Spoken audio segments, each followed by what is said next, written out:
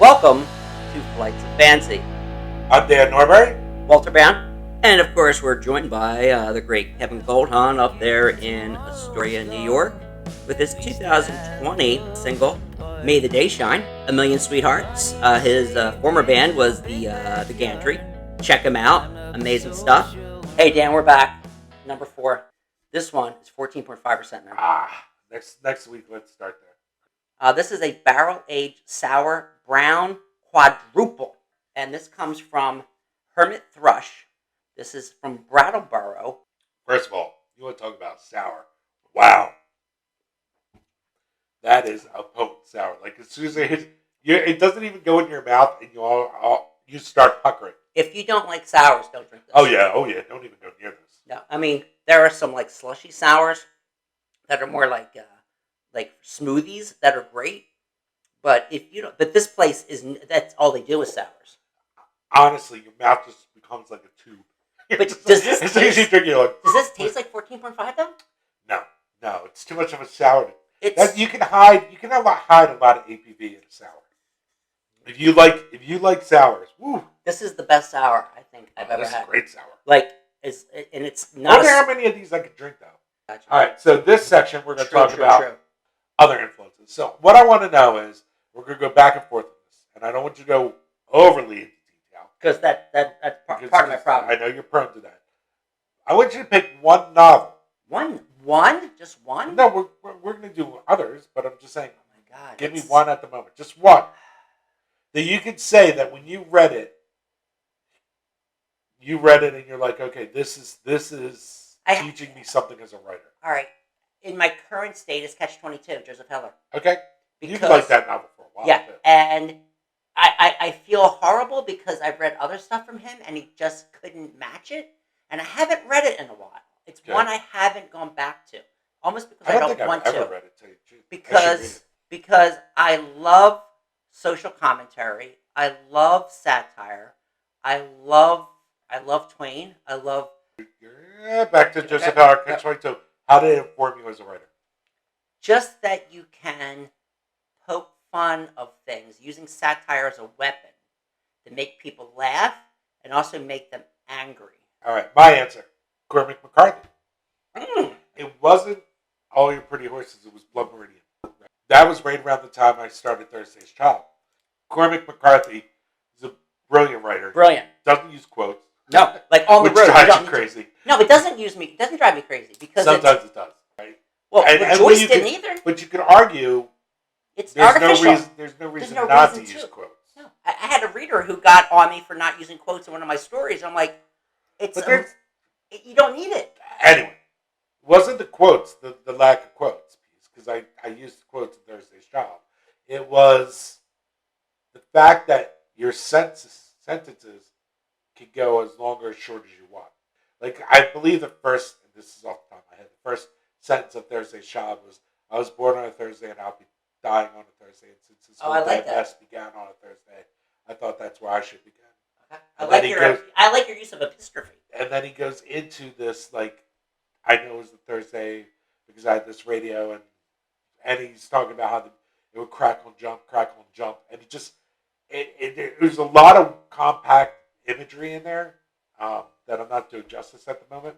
Not something that you would have been taught to do in English class. There is a place in art to be a little bit more experimental. If you read a poem with a very, very strict rhyme scheme, like a sonnet, and they're picking words that fit the rhyme scheme, that there's 100 other words better, and that's why you have things like near rhymes and I rhymes and all these other types of. Then it seems manufactured. It doesn't seem natural. Give me another one. I love James Wood, a writer for. He writes a lot for the New Yorker. I think how fiction works is better than on writing. For me, it is just so concrete, and I like Wendy Lesser's piece about amateur writing, and I also like reading and writers by. I asked for one. I know. I have a lot of them. Breakfast of Champions. Careful. Oh my God! I read that on the plane to London in 1990. Here's the thing. I was in high school, and I was probably cutting class, hanging out in the library or something. Because you were a good student. Yes, I That's being a good student. You need to do things bad. I was looking around, especially as a writer, and I saw Breakfast of Champions, and I don't know why. I think it was the colors and stuff. It's a very colorful cover, and I picked it off. It was red and yellow with this. Did you steal it from the media center? No, you should have. But I opened it, and the first thing you notice there is he has all these hand drawn pictures, right? Hilarious. And it's the opening line is something to the effect of, Dwayne lived in a country that was white men stole from the red men and blah, blah, blah. And he draws a picture of an asshole. Yeah. And all these little pictures. And then as you read it, it gets into these like really bizarre affectations. And all of a sudden, Vonnegut introduces himself in the novel. And you're like, it was just It's almost like an anti-novel. It's an anti-novel. It is an anti-novel. And even like, then, like I recognized it was being very juvenile. It taught me that writing can be anything. It doesn't. It's like art is anything you get away with. Right. Exactly. Which is actually the topic of Bluebeard. Yeah.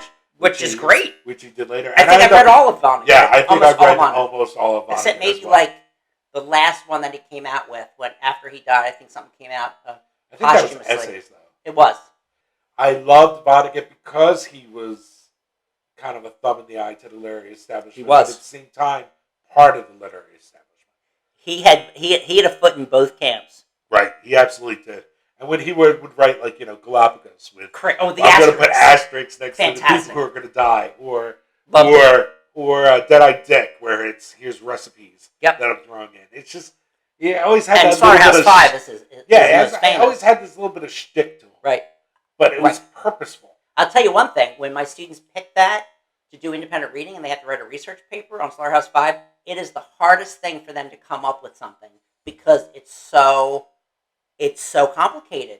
It seems so easy, but yet there's levels within levels, and there's time signatures that are all over the place. I can't say I've soured on Vonnegut. I just find that sometimes it's almost like his characters are just vehicles for his commentary, and they're not like what Ian Forster called rounded. And there's not I would have to read him again to see what lines are luxurious or the prose. Like I'm reading Conrad now, and it's so amazing. But you don't need it. You don't. Because there's but that's gonna bring me to my next novel. Okay. Which is Sun Also Rises. Ooh, my boy Papa. Yes. So Sun Also Rises. He was my father. The exact opposite of what you're saying. Yeah. You didn't have to have luxurious prose. No. And actually, that's not even my favorite Hemingway novel. It's not. But it was the first. For Whom the Bells Toll is. For Whom the Bells Toll is definitely my favorite Hemingway novel. That was the first Hemingway novel I read. And what that taught me was the exact opposite of what you're saying. Yeah, you don't need all this luxurious. You strip every adverb and adjective out. And you can still tell a hell of a story. You can. Right? And even a hell of a descriptive story when you talk about the bullfighting scenes and stuff like that. Yeah. In Paris. It's great. It's fantastic, and it's it's the one thing that Stephen King talks about your vocabulary.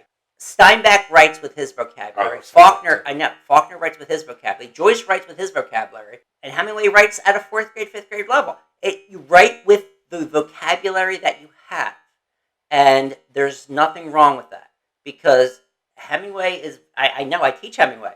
And to teach a Hemingway story, they think they get it until they read Hills Like White Elephants. Right. And only one kid out of 30 gets it. Right. So there's like the Lextile level that is every word you get, but there's the iceberg underneath that is so complex. That's the lesson I took from Sun Also Rises. You could write these direct, clipped sentences and still spark emotion. That's why I like Whom the Bell Tolls even more. Yeah. That'll drive you to tears. It will. No, I finished that. a few months ago. Yeah. On Audible. Did you cry? I did. You're right. Because it's hard. It is Robert Jordan. And he knew what he was doing. He was there reporting on the Spanish Civil War. It was the precursor to the World War II. All right. So what's your final? Strunk and White. Okay. Fine. Yeah. Elements of Style. Yep. I use it in the classroom. I use it in journalism. We did it disjustice there because Stephen King comes uses straight it out all the time. Quotes it verbatim. Yes. In that book. And that's why I'm bringing it up because he uses it a lot. It's very prescriptive. It's like here's a prescription for your writing. Right. There's proscriptive. Like, let's describe what the author's doing here. And so when Strunk and White says take out your varies and your reallys, and I was a little late. No, I was late, right? Because you can't be a little. Or he's very good looking. Just say he's hot or he's stunning, and that's great advice. However, in reviewing, I was writing an essay on James Joyce. He would use very for like she was very, very, very, and he would do that a lot. Yeah, but he was doing it stylistically. Here's what King said about that, because I wrote down that quote. Unless he is certain of doing well, the writer will probably do best by following the rules. Yeah, it's true. So it's like the Picasso. Like Picasso could do a classical picture, and I've seen it. Like that's photorealistic. But we had photography, so we didn't need it. He needed that skill before he could launch into his artistry. So you need to know the rules before you break the rules. Correct, and that's pretty much what King's saying. Yep. And that is a good reference for that. Right. All right, so that's the end of our podcast. Boy, I have like 2 ounces of you beer better left. finish that because I'll drink it right out of your hand. Dude, you would have to fight me for it. Good stuff. All right, say goodbye. He's finishing it. Man, this is too good. I want to like just snip the can.